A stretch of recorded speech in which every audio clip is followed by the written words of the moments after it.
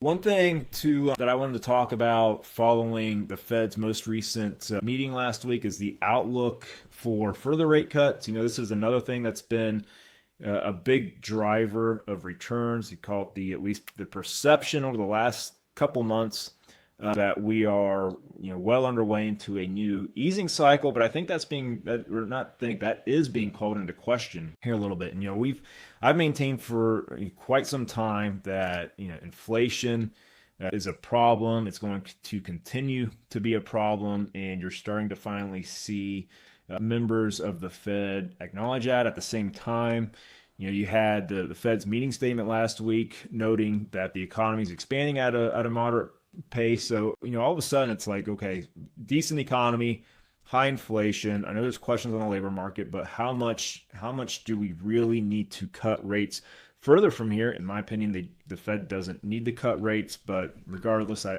want to share this chart and show the history of where Fed funds tends to be at versus inflation. When you look back over time, you will see that the Fed funds rate, the blue bar on here, tends to run on average about 100 basis points or 1% above core inflation. So the green line on here is core CPI, the year-over-year change in core CPI. And this goes back to